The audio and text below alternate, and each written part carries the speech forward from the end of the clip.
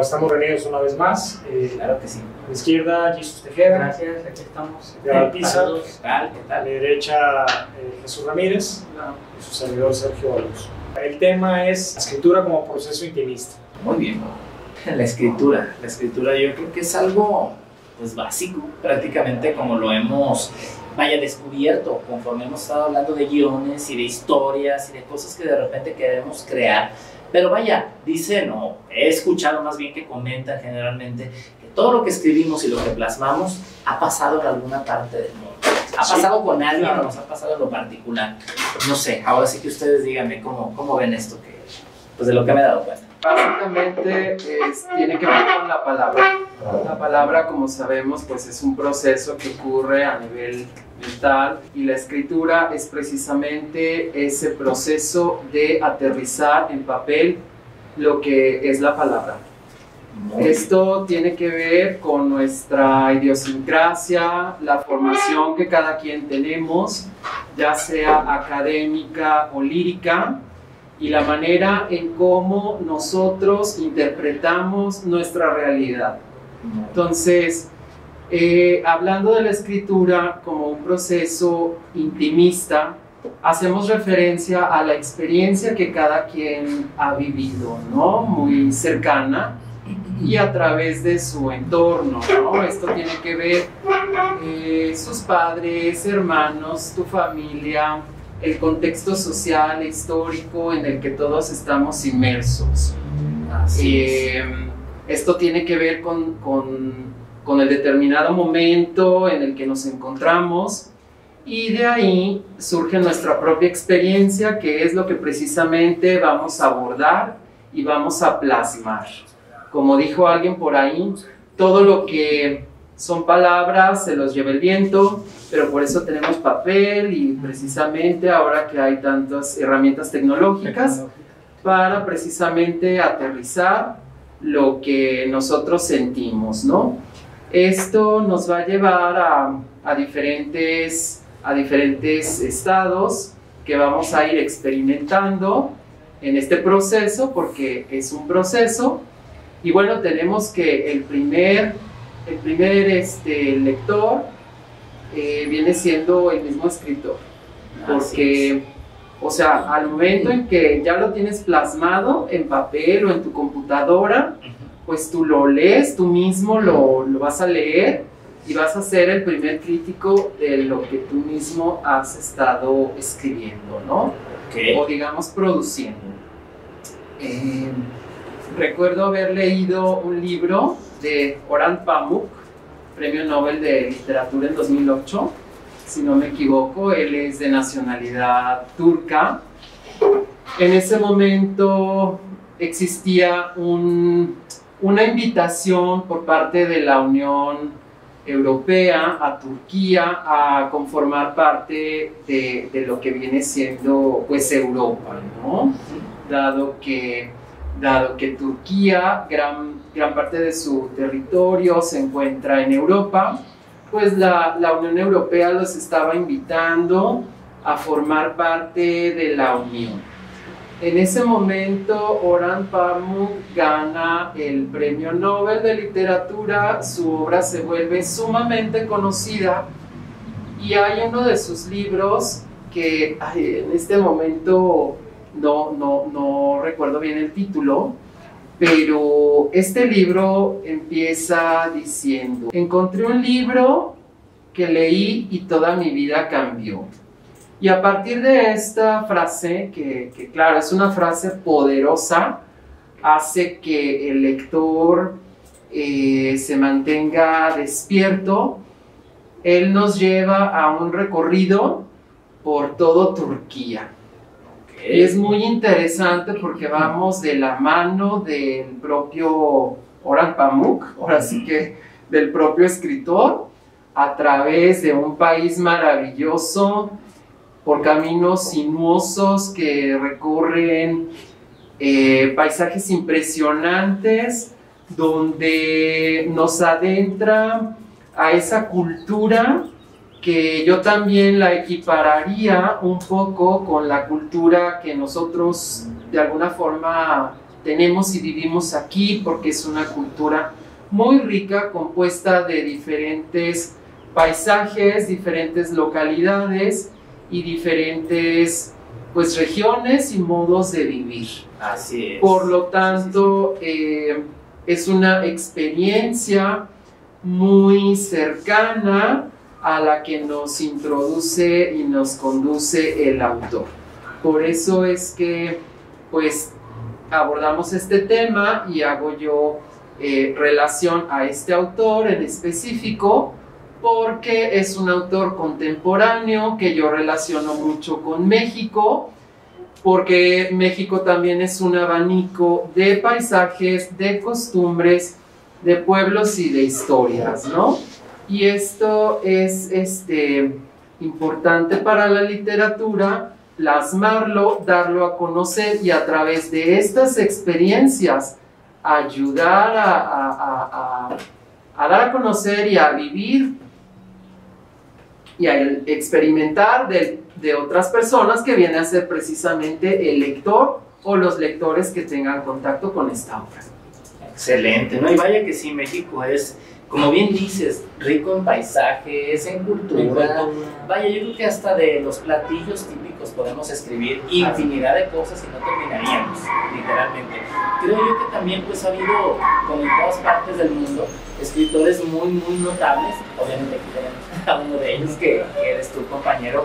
Y bueno, por ese lado siempre queda una parte, yo creo, muy importante, muy esencial de las vivencias que cada quien ha tenido en los textos que se hacen. Por muy trágicos o por muy gloriosos que sean, creo que siempre se expresa o se plasma algo de nuestra alma, de nuestro corazón, si lo queremos ver así, ¿no? Así es. Siempre se manifiesta como el autor permea su vida en su obra, ¿no? Claro. Bueno, si bien lo vemos también aquí dentro de nuestra literatura española y particularmente mexicana, pues vemos también la obra de Rulfo, ¿no?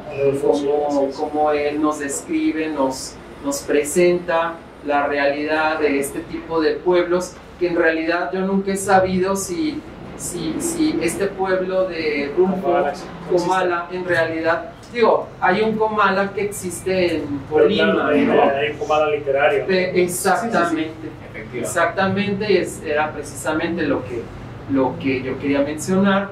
Si en realidad el Comala que experimentó y que vivió Juan Rulfo en realidad existe, ¿no? Pero claro, en la literatura, por supuesto que él nos conduce a un viaje literario impresionante a este lugar, ¿no? Así es, que todos conocemos, si no la mayoría. Sí, claro que sí. Jesús, ¿qué nos cuentas sobre...? Bueno, pues yo de la literatura no sé mucho, no tengo mucha experiencia en eso. Acá. Tú participas, tú participas cortando. Igual ahorita tal vez, a partir de lo que digamos, vas a coincidir en algunas cosas. Por ejemplo, como lo que han venido mencionando Edgar y Jesús, la literatura es un vestigio de una serie de hechos y vivencias que el autor recoge a través de su experiencia de vida. Y recordando a una de nuestras maestras pues ahora sí que de creación literaria, la maestra Patricia Medina, que es principalmente poeta, pues ella nos comentaba que no podemos escribir de aquello que no hemos vivido, ¿no? O si lo hiciéramos, luego se nota cuando lo leemos, no tiene esa consistencia o este grado de verosimilitud que nos permita hacerlo creíble y hacerlo propio, y decir, pensar que en verdad esto pasó, ¿no?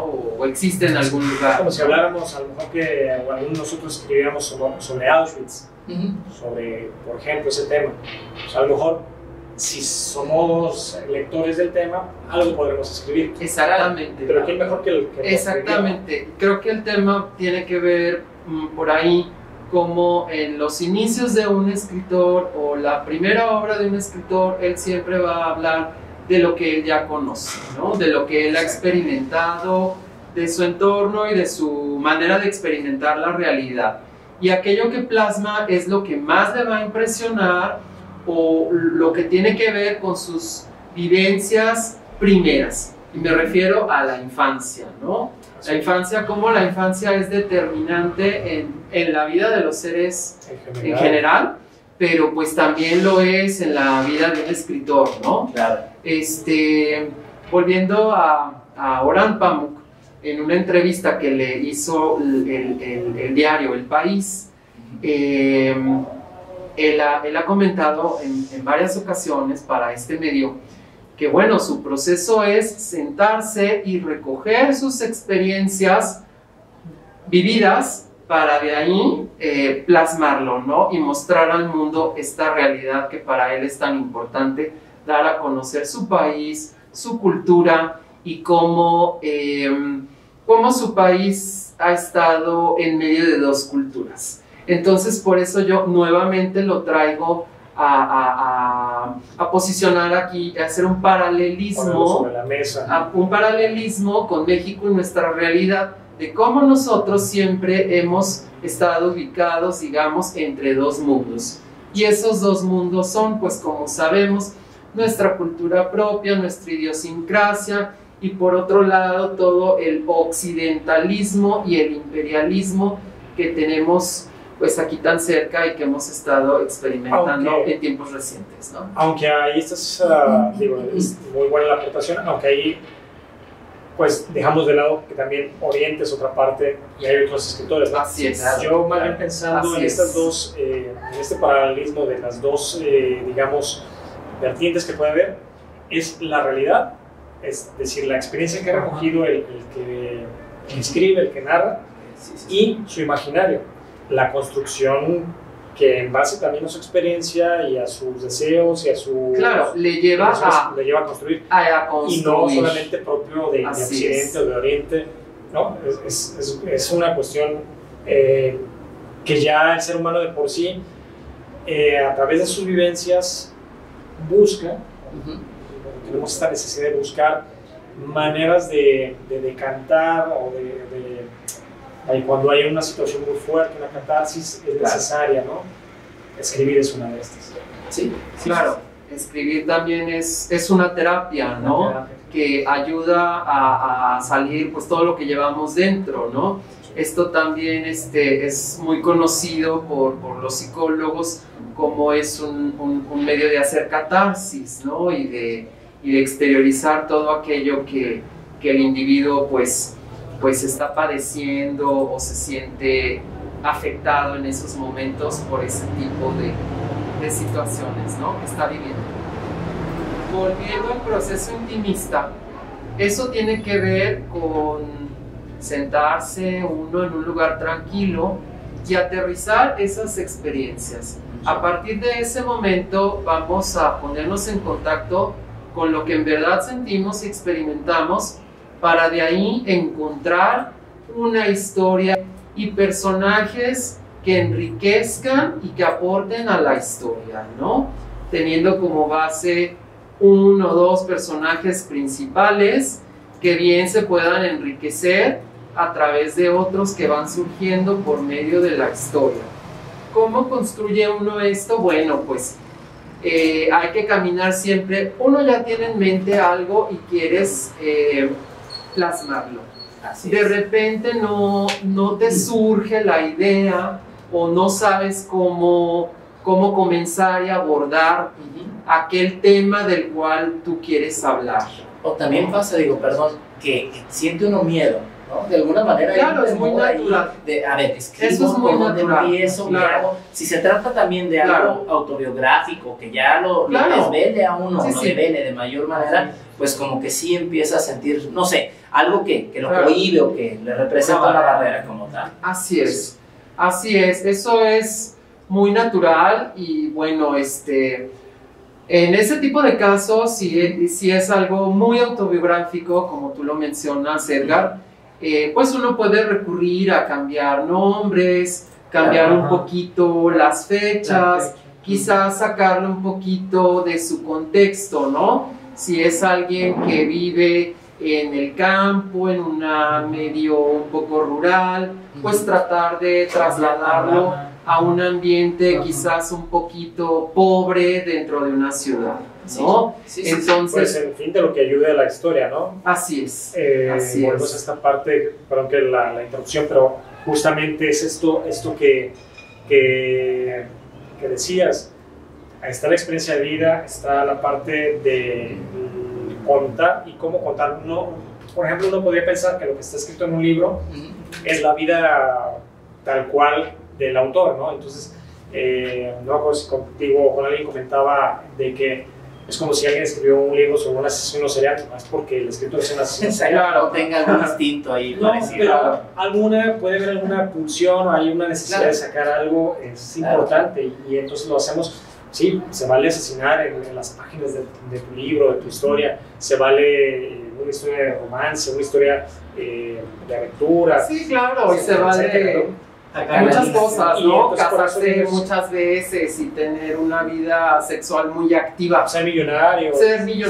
Todo se vale. Muchas cosas. Claro, pero todo precisamente apela a experiencias de vida, contextos, porque por ejemplo también otra cosa importante es que no debemos de olvidar, escribimos para los lectores. Claro. El acto de escribir, como un proceso intimista, es recogernos y encontrar en nosotros las historias que queremos que los otros puedan conozcan.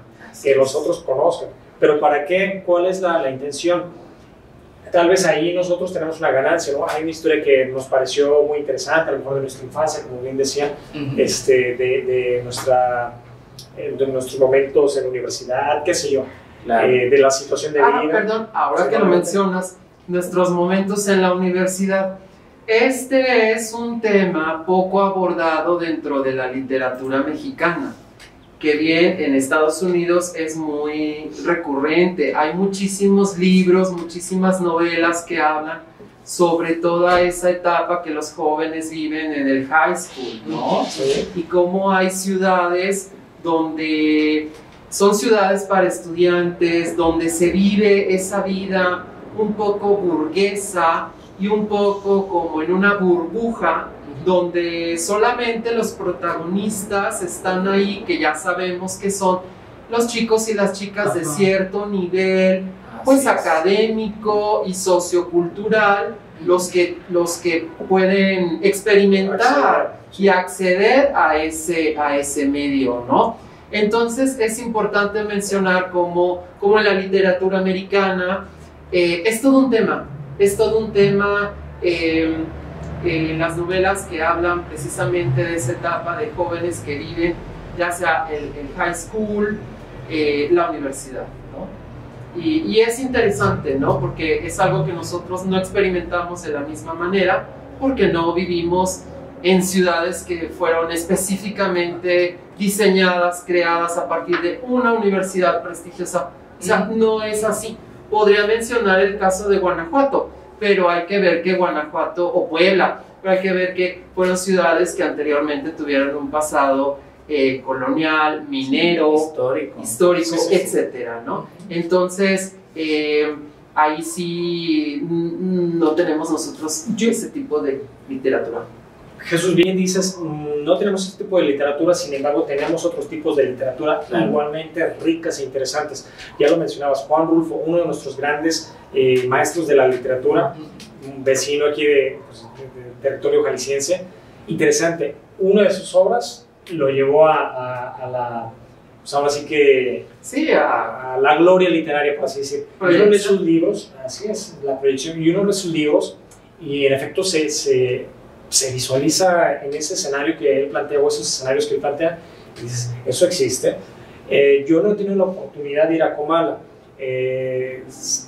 Sin duda, cualquier referencia a un espacio rural podría ser el espacio que inspiró a Juan Rulfo.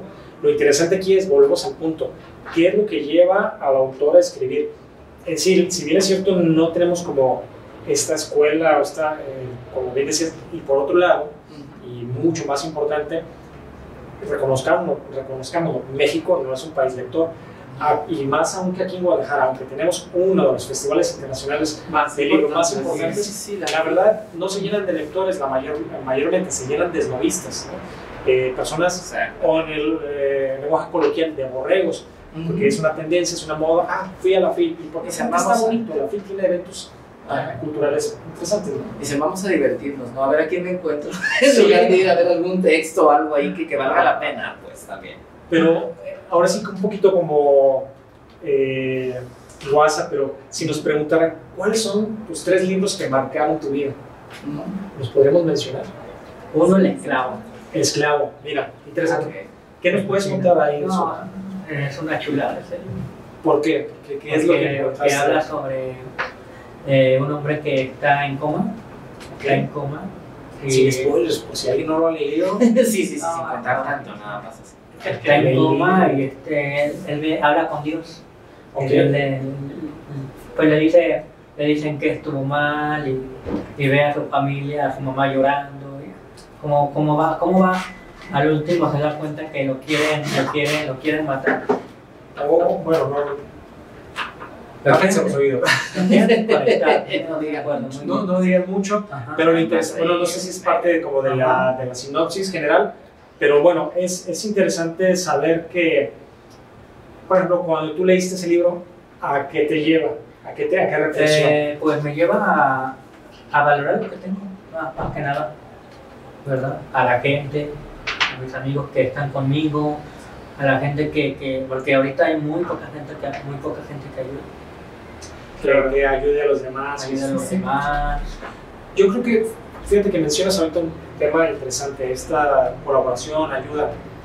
Yo creo que sí lo hay, pero estamos también en un mundo en el que las tendencias mediáticas e incluso la acelere de vida, que ya eso de por sí es contexto, que es una palabra que escucho mucho, Jesús, que en el proceso creativo lo mencionas como importante, el contexto, las circunstancias. Las generaciones también. Ya de por sí, así es, ya está muy cambiado. A lo mejor las nuevas generaciones o esta particularidad de ser más egocentrista, más enfocados en nosotros mismos y menos en los demás, nos ha alejado a lo mejor de estas colaboraciones con el otro, ahí me están marcando, pero esperen. Tranquilos. Nos atenderemos. No, y eso entonces lo que creo como interesante que podamos reflexionar. Por ejemplo, a ti te llevó a pensar en las cosas que son importantes valorar, y creo que justo la literatura nos lleva a eventos como este, ¿no? Valorar, conocer un lugar, conocer una cultura, hay riqueza en eso, en ese proceso intimista, cuando al final tenemos un producto, un libro, bueno, es medicina, pero también ahí está vertido conocimiento, historias de experiencia. ¿Por qué tenemos un libro? O sea, es que... Pensé que era un diccionario. No, y eso es importante, un diccionario. Yo pensé que era un diccionario. Los diccionarios, las enciclopedias no vienen, que vinieron sobre todo las enciclopedias, a transformar mucho el lenguaje, ¿no? y el conocimiento. Claro. Pero, me decías. Claro. Pensé que me ibas a preguntar algo de cuáles eran mis 3 libros. Ahí nos quedamos. Yo dije uno ya. Pero a ver, ¿alguien más que diga algún libro que les ha inspirado, que les gusta, tu libro favorito? Vamos con Edgar. Pues fíjate, bueno, tengo varios, sí, pero yo creo que uno de los que, no sé, más me ha dejado enseñanza, y se va a oír un poquito trillado, pero es el ingenioso hidalgo Don Quijote de la Mancha, precisamente, de Miguel de Cervantes. A mí, vaya, pues me fascina. Aparte de que me transporta a un mundo en el que uno pues se permite soñar, se permite tener atributos de alguna forma que en la realidad es muy difícil que la sociedad te permita verlo como tal, ¿no? Creo yo que es un viaje de interiorización hacia ver todas aquellas posibilidades que hay en uno para poder reformularse la vida de una mejor manera. Es como lo puedo yo resumir, pues, por decirlo así. Obviamente tengo más, y uno de los que obviamente también, valga la redundancia, me ha marcado, pues es la Biblia. La Biblia, que creo que más allá de la religión como tal, o que digan eres católico, eres cristiano, son enseñanzas de vida. Así Y creo que partiendo de ahí, pues podemos llegar a una plenitud que quizás muy pocos soñamos o que muchos anhelamos, pero no hallamos el camino para alcanzar esa parte. Esos son los que puedo mencionar ahorita de momento. Interesante que mencionas la Biblia y es que los libros sagrados, no sé, el Corán, el Bhagavad Gita, el Talmud, Así es. la Biblia, el cristianismo, etc. Son libros interesantes, ¿no? Para el desarrollo espiritual.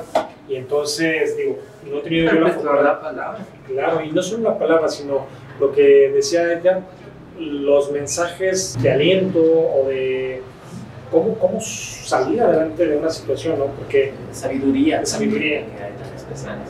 Bueno, yo, mi primer libro, recuerdo que leí cuando era, no sé, tendría 14 años. Era una novela muy pequeñita, se llama Aura, de Carlos Fuentes. Maravilloso. Que recuerdo que me gustó mucho, que fue un libro que disfruté mucho, que me conectaba con un mundo un poquito misterioso, mágico, de una casona en la Ciudad de México y donde yo experimentaba casi hasta los olores que ahí se describe, ¿no? Sí, está llevando. Cómo Carlos Fuentes narraba, exacto, un montón de sensaciones, de cómo la falda de la chica rozaba, las medias de seda y bueno, los detalles, las sutilezas que te permiten sentir. Así es, muy sensorial. Vivenciar, así sí, muy sensorial, y pienso que bueno, cuando un libro te transmite todo eso al grado de que prácticamente tú también lo sientes, no, bueno, pues me parece maravilloso, ¿no? Es fenomenal, a mí me encantó también, es uno de mis favoritos. Sí. Aura. Sí.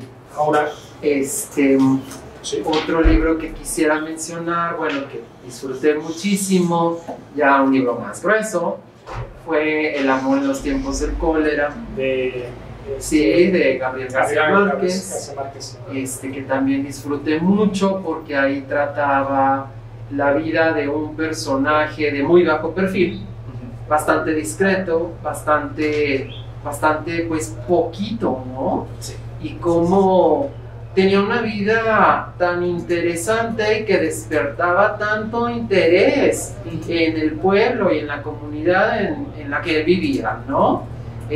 Cómo siempre los demás estaban listos para el cotilleo y qué pasaba a la hora de la siesta, ¿no? Cuando el calor arrecia y la gente se escapa y bueno, y este hombre ya sabemos de qué manera se escapaba y se consentía, ¿no? En esas horas de la siesta, ¿no? Claro. Y sin embargo era un empleado, creo que de correos, este personaje, con un sueldo y bastante modesto, ¿no? Entonces, esa paradoja de vida que él tenía me pareció muy interesante, ¿no? Así es interesante este tipo de historias que no es necesario que las vivamos en carne propia, pero que a través de un libro, de este proceso que el autor tuvo, de su propia experiencia vertida en las páginas, palabra a palabra, letra a letra, horas tal vez de desvelo,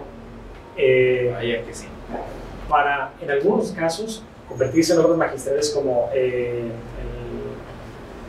Don Quijote de la Mancha, no sé, la Divina Comedia, Dante Alighieri, el Fausto de Wolfgang Goethe, algunas otras obras. Bueno, a mí, un poco hablándoles de algunos de mis autores favoritos, bueno, pues, de muy pequeño o adolescente comencé a leer literatura algo densa, algo pesada pues para la edad, literatura alemana, Franz Kafka, Hermann Hesse, bueno, uno de mis libros fabulosos que recuerdo es de La Metamorfosis de Franz Kafka. Sí.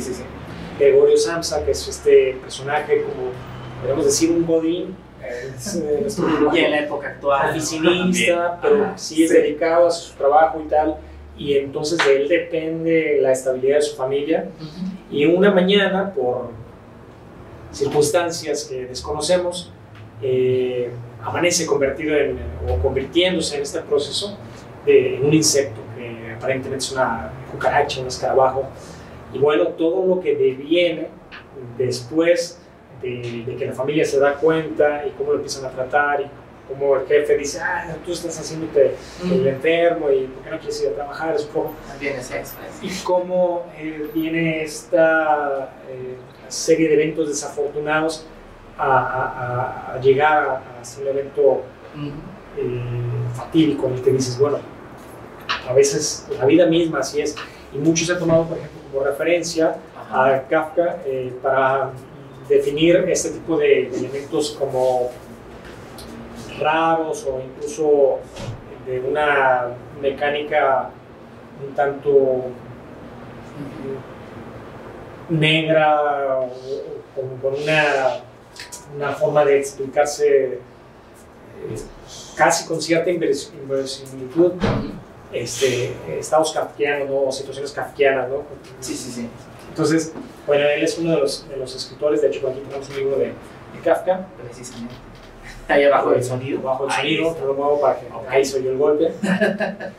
Pero, bueno, y hay otros, por ejemplo, Khalil Gibran, que es un escritor, si no mal recuerdo, o de la India o de alguna parte de Oriente, que tiene textos muy, por ejemplo, hay uno que se llama Agua y Arena, son tipo poemas, tipo frases con sabiduría, lo que podría ser parecido con un libro sagrado, como si fueran las lecciones o enseñanzas del maestro. Entonces está muy interesante.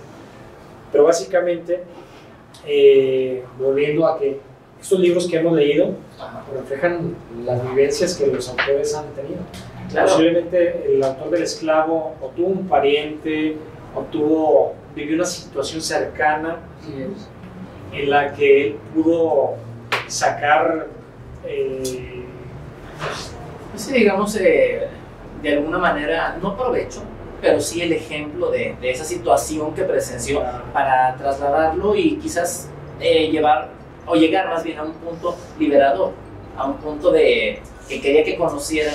Me vino a la mente un libro también muy bueno de una autora mexicana, Rosario Castellanos. Quiero mencionar ahora que vamos a inaugurar próximamente el mes de marzo, el mes de la mujer, el mes de la primavera, etc. Quiero mencionar Balún Canán. Ella que vivió en el sureste mexicano, cómo plasma tantas cosas que yo no sabía de la cultura de los pueblos de Chiapas, ¿no? Así es.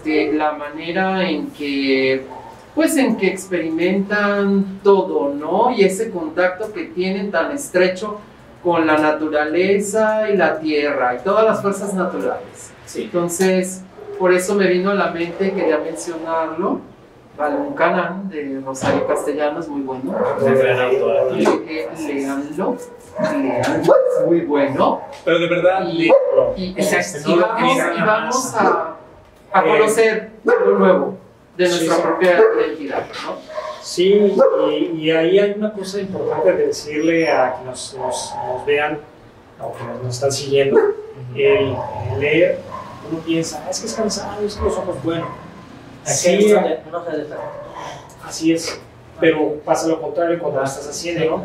Te empiezas a acostumbrar a leer, a enfocar en lo que pasa es que leer es un acto de apacentar. Yo de niño no me enfocaba, no me enfocaba mucho en leer, pero me aburría, pero ya se enfoca y se mete a la trama. Y sobre todo es un tema que te interesa, te atrae, y ya lo hiciste. También como que es un prejuicio, siento yo, ¿no? O sea, que le dicen a uno de repente, no, si te quieres dormir a gusto, léete un libro, de verdad es como te quedas dormido, no sé, frases como esas lo desalientan a uno a leer. Digo, a mí me encanta, yo cuando tengo oportunidad agarro 5 o 6 libros y voy leyendo de poquito en poquito y me voy a un lugar tranquilo, un lugar sobre todo donde haya mucha iluminación, donde haya mucho contacto con la naturaleza, por ejemplo. Sí. Pero sí me he dado cuenta, o sea, que desde pequeños, incluso en la escuela, es así como de que se tienen que leer, no sé, 15 páginas y demás. Es que lo que te imponen no resulta. Claro, Lo que viene te de eso, imponen realmente no resulta. De hecho, los maestros me decían eso, porque sabían que no ibas a hacer. Más bien, para los papás que por ahí nos sigan, nos escuchan, tienen que pues darles opciones a sus propios hijos para elegir, ¿no? O sea, que el chico sea quien se acerque, que los niños y las niñas se acerquen a un libro porque les llama la atención por algo, ¿no? Aunque sea por la portada. Y luego pues ya descubrirán algo o lo podrán desechar y pues no sé, ya lo tomará el papá o la mamá y serán ellos quienes lo lean, ¿no? Bueno, el ideal sería no desertar en la lectura, porque realmente es como ir al cine y salirte a media película, ¿no? Es bueno, sí, es cierto, pero es cierto. Es como un coitus interruptus. Valga la comparación. Vale la comparación, pero no llegas a tu clímax. Así es, y lo digo así con palabras sin eufemismos, porque es importante saber que, no, y digo, a lo mejor si hay niños aquí, bueno, ya que les expliquen después. Bueno, sí es un término ahí particular. Pero son palabras en latín. Exactamente. Pero lo interesante es que, como bien dice Jesús Ramírez, si se acerca un joven a un libro, vamos a pensar, y no porque diga que sea malo, bueno o mejor, por ejemplo, Harry Potter es el que usar de ejemplo. Cabe señalar que es una buena literatura, es una literatura de aventura. Cabe señalar que está llena de creatividad, imaginación, y es bueno. Alguien dice, quiero leerlo, listo, ya lo hiciste, ya podrá en otro momento leer libros de la literatura clásica, no sé, por ejemplo, los que decíamos alguno de Dante Alighieri, o alguno poemario de León Felipe. Lo veo difícil, pero... Yo no lo veo difícil. Y les voy a decir por qué. Y sin duda quienes son maestros y quien... ya lo mencionaban aquí ustedes, cuando te ponen por obligación, pero a mí, por experiencia propia, me ocurrió algo las veces que me ha tocado dar clases en secundaria y como clases de arte. Yo como estrategia, muchas de las cosas que hago para la enseñanza, por ejemplo de pintura, me valgo de la literatura, me valgo de la fotografía, me valgo de una nota periodística. Sí, como hago, como intento hacer aprendizajes cruzados o interrelaciones. Cosa curiosa, en una secundaria donde me tocó, es la secundaria que está cerca por donde tú... secundaria 139. 139. Bueno, pues unos chicos muy rebeldes, muy difíciles, pero cosa curiosa, maravilla, y lo digo con orgullo y con gusto, por invitación de la maestra Silvia Veloz, mamá de mi amigo Rigo Veloz. Sí, claro. Fui ahí a dar clases y no les miento, mi taller era el que más alumnos tenía, llegué a tener hasta 70 alumnos. ¿Qué pasaba? Yo a veces les contaba un cuento, llegaba con un libro y les contaba un cuento breve que les pudiera ser atractivo y era la invitación a pinten algo referente a esto. Pues es sacudir y pensar y oye, quiero pintar otra cosa, está bien, pero por el momento partamos de esta historia, ya después habrá sesiones para pintar algo libre. Bueno, pues en conclusión, había días que no les leía nada, y por ejemplo había chicos que me decían, oiga, profe, ¿no nos va a leer algo hoy? Así como que, ¿qué onda, no? Y me recuerdo, qué pena, ahora no recuerdo el nombre de este chico, Carlos David Diego. Algo así, pero el caso era que es un muchachito que se acercaba ahí, no estudiaba propiamente en la secundaria, porque había también alumnos más pequeños, ¿no? Era un espacio que se abría, que se llamaba Abriendo Escuelas para la Equidad, y había, no sé si todavía existe, había diferentes talleres en los que podían ir pues a aprender algún, no sé, ajedrez, danza, yoga, etc. ¿Y qué pasaba? Que estando ahí, uno de los chicos era rebelde y me alborotaba el gallinero y hacía todo un desastre. Pues sí, estaba muy inquieto y me lo gané a través de leer. Y cuando no leí, le dije, sí, ¿a poco te gustan los cuentos que les comparto, los libros? Sí. Le pregunté por qué y me dice, nunca nadie me había leído algo. ¿Y qué tal? No, bueno. Qué maravilla. Y este chico, déjenme decirles que en las clases posteriores siempre fue muy atento. Y entonces yo le hacía una petición, les indicaba algo, lo hacía. ¿Por qué sí creo que se pueden hacer cambios? Claro que se puede. A lo mejor dio una atención, sí, de ti a él, ¿verdad? Pues, Pero que ayuda. Sí. Atención que a veces, claro, el maestro Hace no falta. es el papá o no es la mamá. No, nunca. No, pero déjenme recalcar esto, que muchas veces pareciera que sí, Ajá. porque el maestro es esta figura, Hay un vínculo. que claro, que precisamente como no está, vaya, de manera tan íntima con el alumno, me refiero en el aspecto de que no vive con él, no convive la mayor parte del tiempo. Por eso la relación es más Ajá. fácil. Es más fácil. Muchas veces, ¿no? Y hay un mayor entendimiento, porque claro, los papás, el hartazgo, sus problemas, etcétera, ay, este muchacho. Pero es esto, escuchar al alumno. Claro. Y creo y sé que se puede incidir para invitarlos a la lectura. Y ya bien decías, uno de los mecanismos es, ahí está esta pila de libros, escojan el que guste. Claro, exacto. Y ya después habrá el tiempo Así de, es. ¿saben qué? Les propongo que leamos en conjunto tal y tal libro, pero eso es un proceso. Sí, es Sí, verdad. bueno, yo por ejemplo cuando era muy pequeño, leía la sección de viajes de una revista que mi mamá compraba, ¿no? Y te Porque trae- pues era lo que tenía, entonces, bueno, me divertía, me gustaba, venía con fotos pequeñitas, pues, o sea, estaba padre, ¿no? Entonces, pues así es, poco a poco es un proceso de perderle el miedo y de acercarnos, ¿no? Y por supuesto la experiencia siempre va a ser muy gratificante. Fíjate que yo, pues también en la primaria me gustaba mucho la creatividad, me gustaba mucho leer. De hecho, me dejaban tareas de leer el libro de español, un cuento y sacar lo que le entendía. Yo sacaba como 10 hojas. Dios santo. 10 ¿no? hojas me gustaba. Decías, este es mi cuento, ¿no? Este Ahora es mi yo sé cuento. lo que Sí, me gusta. Y todavía, realmente que, pues ahora sí he dejado un poquito más la escritura, pero ya lo voy a retomar aquí Vamos a cuando retomar claro, escuela ¿verdad? creativa. escuela creativa. Así Esa es. la invitación para que venga. De hecho, a en una sí, biblioteca, cuando yo tenía 15 años, me contrataron para hacer el cuentacuentos. Duré 2 meses ahí.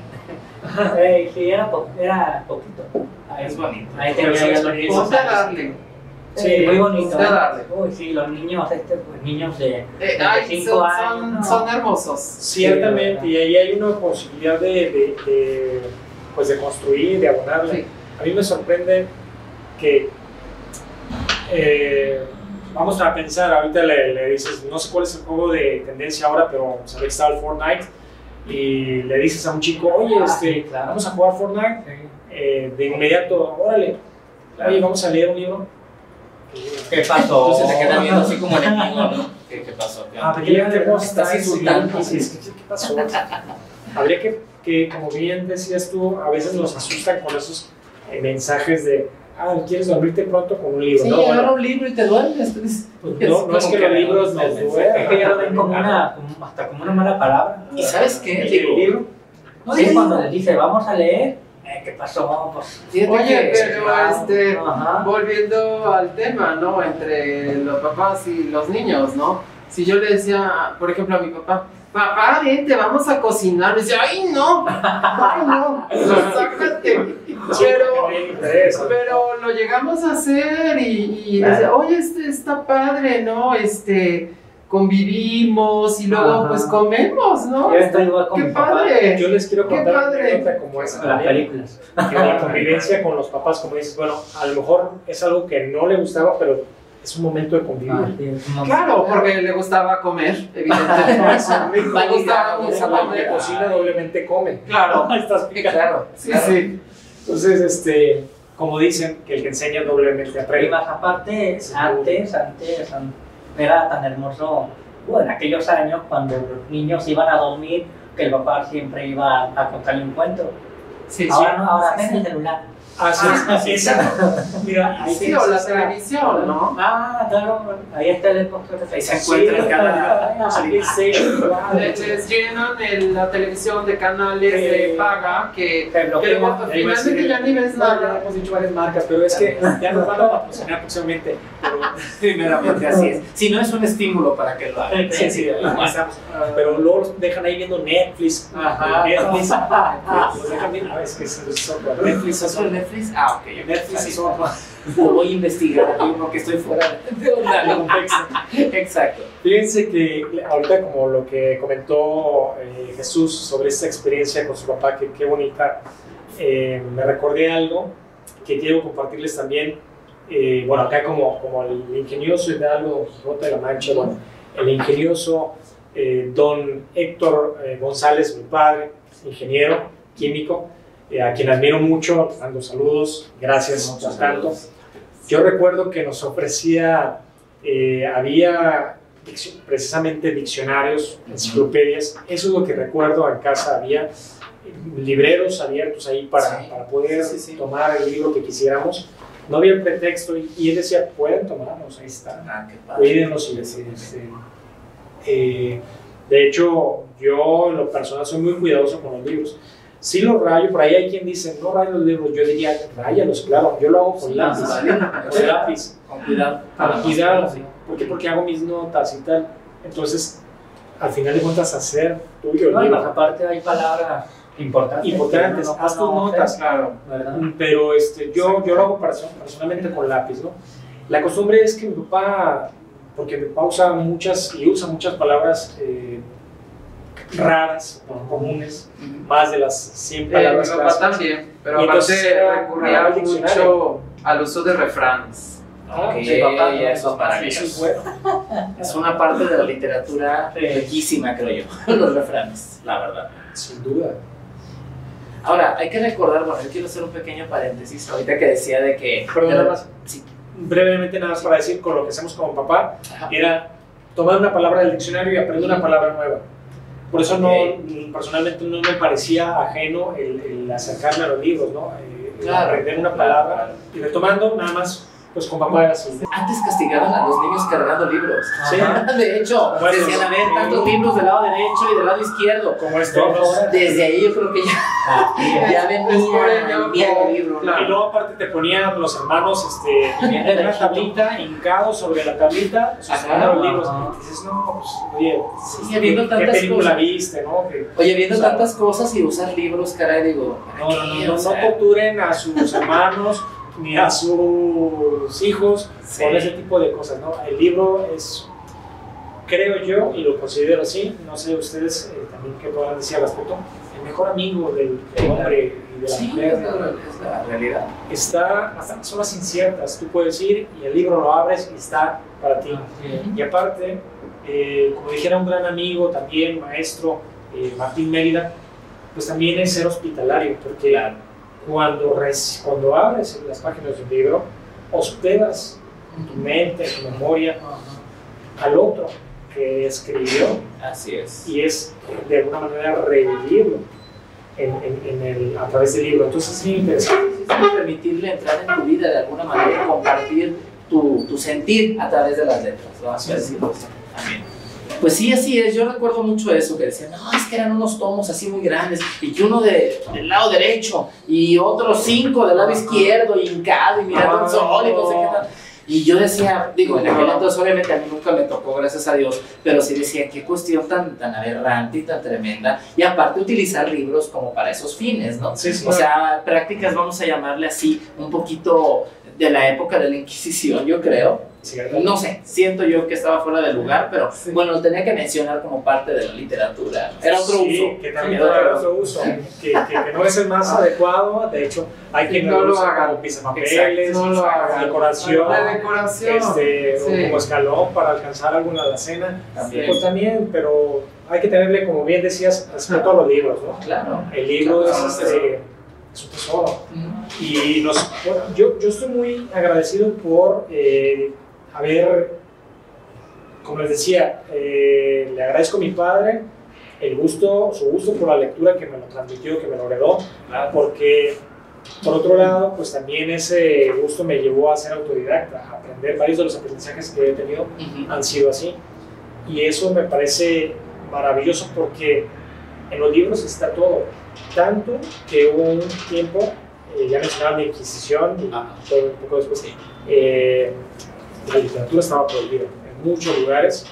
De hecho, cuando hay varios eventos, ¿no? En China, por supuesto, la literatura oriental, perdón, occidental, prohibida. En Alemania se quemaban los libros. La quema de libros, exacto. Sí, entonces hubo varios eventos así. Y hay, por ejemplo, un libro de El nombre de la rosa, de Michel Foucault. Interesante libro que les recomiendo leer, o la película la pueden ver, El nombre de la rosa, que hace alusión a una abadía benedictina, donde pues tiene una de las bibliotecas más importantes.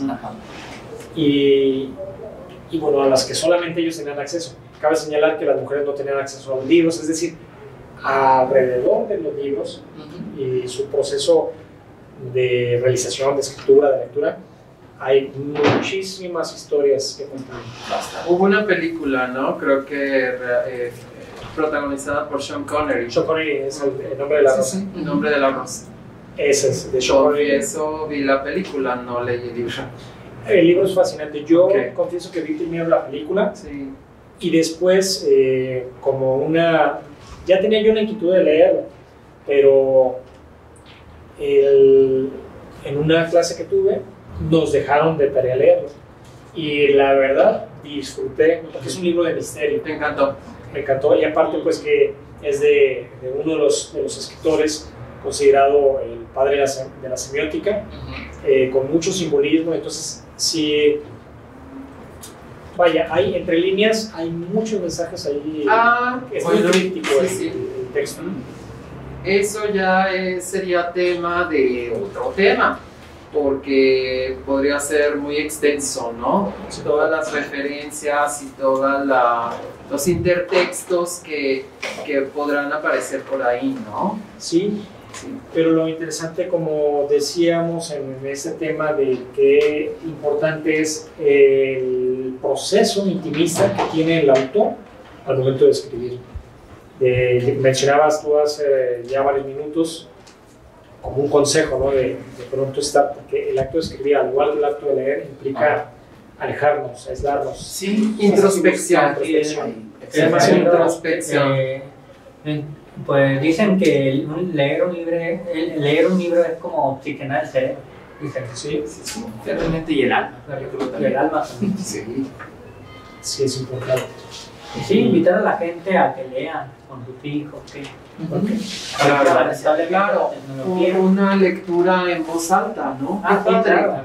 Por ejemplo, con los niños o con un adulto mayor.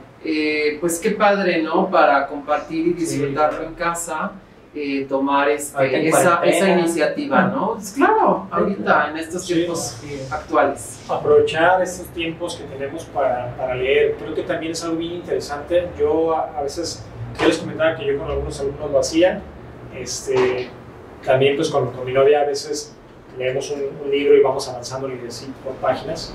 Oye, ¿qué libro vamos a leer? No, pues que Lolita de Nabokov. Órale, pues vamos leyendo poquitas páginas.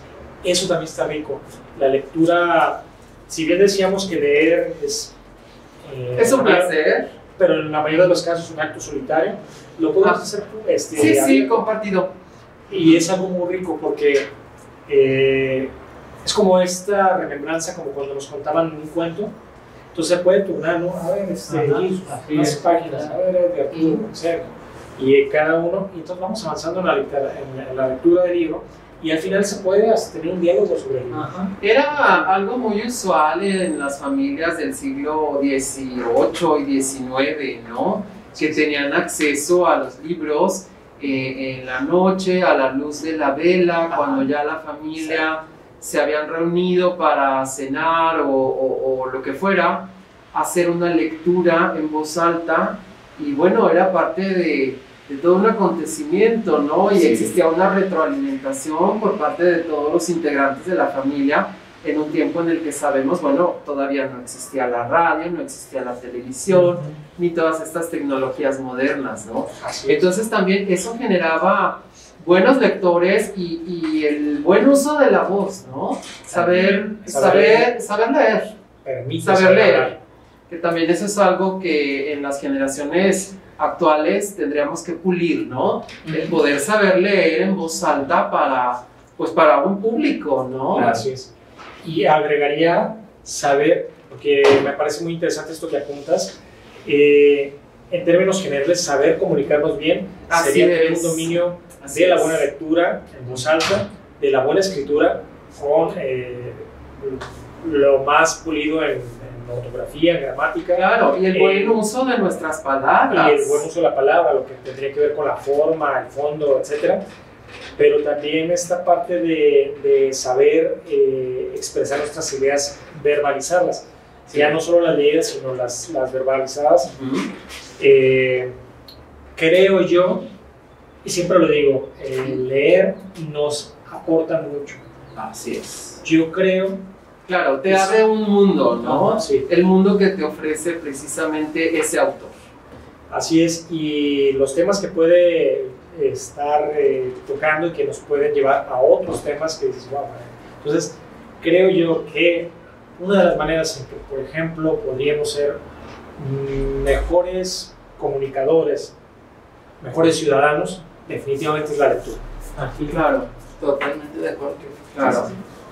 no, y más aparte, un libro lo lees, lo terminas de leer, lo vuelves a leer. Y Sí, también lo Exacto, retomas, sí. siempre hay algo. Descubre uno cosas nuevas. Descubre uno cosas nuevas. En cada lectura. Así es. Es muy bonito. Pues, ¿qué les gustaría decir ya como manera de colofón, ir cerrando de esta experiencia? Si quieren comenzar, Jesús, ¿qué te queda de toda esta charla? No, claro, pues invitar a la gente a leer con sus hijos, a jugar juegos de mesa también, Maravilloso.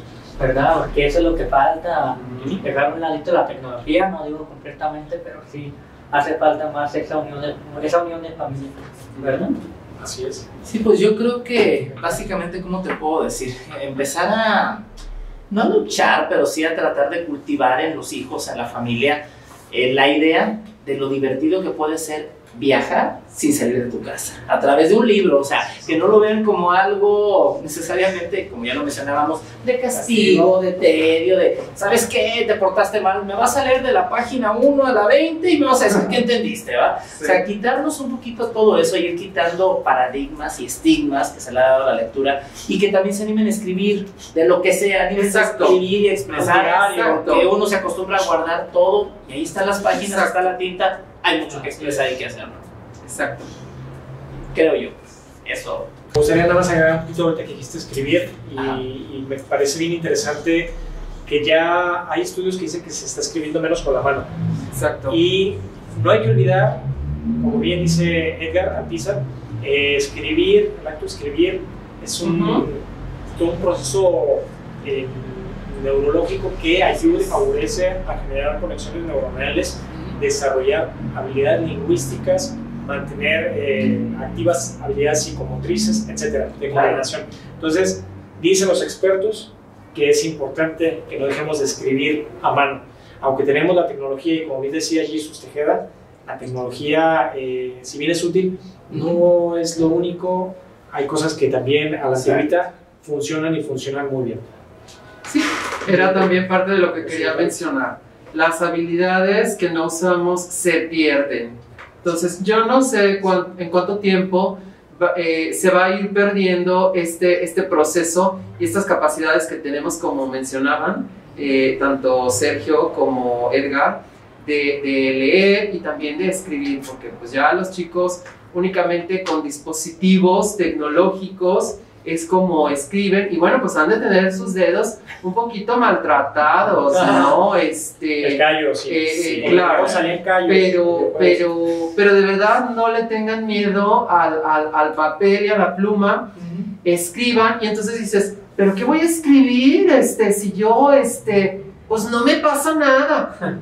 Siempre nos pasan cosas, claro. Y siempre vivimos experiencias y momentos en el día a día de nuestras vidas que son capaces de recordar posteriormente, ¿no?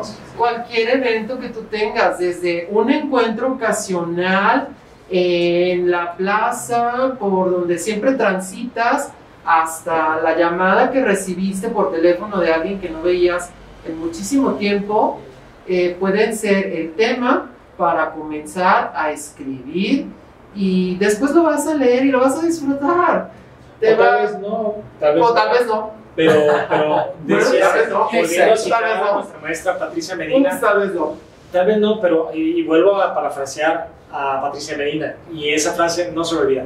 Lo que no le sirve a la literatura, le sirve a la vida. Por eso me atrevo a decir, tal vez no te guste lo que escribiste, pero ya lo decantaste, ya hubo la catarsis. Y esa es la riqueza. Los diarios tienen su valor energético, por así decirlo. Claro. Incluso cuando te enojas con alguien, sí, sácalo. Es mejor, discúlpenme las palabras, chingada, bueno, escríbelo y todo lo que quieras poner, porque es mejor que hacérselo a la persona directamente. Claro, sí, claro, nomás guarden muy bien los diarios. Quémelo después. Quémelo después. Es como todo un proceso. Se recomienda que, vaya, querías expresar algo, decir algo que no dijiste a alguien que ya falleció, alguien con quien estás peleado, escríbelo, lo dices, verbalízalo, igual si quieres llóralo, siéntelo, vívelo, porque ahí está el proceso intimista, escribir, es vivir y es interpretar tu realidad a través de las palabras y el orden que le damos a ellas para poder consolidar una historia o un sentido. Que ya decíamos, como en esa frase de Patricia, le puede servir a la literatura o no, pero te sirve a ti. Entonces, escribir un diario es algo que ayuda mucho. Claro. Y como bien dices, luego lo verás. ¿Por qué escribí esto, no? Sí, claro. Claro, exactamente. Qué bonito que lo escribí. Exactamente, así es. Y si no, te lleva a pensar por qué estaba así, por qué yo me encontraba en ese momento de esa manera, cuál era mi sentimiento, y eso ya va a ser un proceso para ti mismo de interiorizar y de conectar contigo mismo. Claro. ¿Sí? Bueno, pues muchas gracias. Muchas gracias a todos por seguirnos aquí. Gracias por aguantarnos también y por ver todo el movimiento que estamos haciendo para que se den cuenta del esfuerzo que también se realiza aquí en conjunto. Sí, la verdad es que queremos darles esa gracia, ese agradecimiento, perdón, y a todos aquí que estamos presentes por sus colaboraciones, por todas estas aportaciones que están haciendo o que estamos consolidando para este proyecto de Voces del Arte México, que próximamente tendrá algún cambio de nombre, ya lo sabrán, estén atentos, no se lo pierdan. Si no lo pudieron ver en vivo, lo van a poder ver grabado. Próximamente les damos la liga para el canal en YouTube, para que no se pierdan ninguna de estas charlas, para que puedan comentar, puedan pues disfrutar y compartirnos sus comentarios, sus aportes. También si tienen algún nombre para el programa, ya les hemos dicho, apórtenlo, ustedes no tengan miedo, escríbanlo y mándenlo ahí por correo, que ya no se acostumbra, pero bueno, el correo tradicional si quieren ser patrocinadores, adelante, puede ser no sé, no nos vendría mal si hay algún tequilero o alguien que hace mezcal que diga, oye, queremos nuestra marca, por supuesto, lo ponemos aquí, nos tomamos un mezcalito, algún empresario, que tenga jets ejecutivos, lo que quieran, una marca de ropa que quieran, sí, o sea, un viaje, que quieran, o de pronto algún lugar que diga, no, pues queremos que su programa lo transmitan desde nuestro espacio, por supuesto, agradecidísimos. Allá vamos. Ahí está. Y estamos ahí, ¿no? Claro que sí, súper bien. Edgar Alpizar, Jesús Tejeda. Muchas gracias. Gracias a todos. Chao. Sígansela pasando bien y escriban todo lo que quieran. Escriban. No se queden ahí así como, qué bonito dijeron. No pónganlo en práctica. Ahí está. A escribir. No hay pretexto.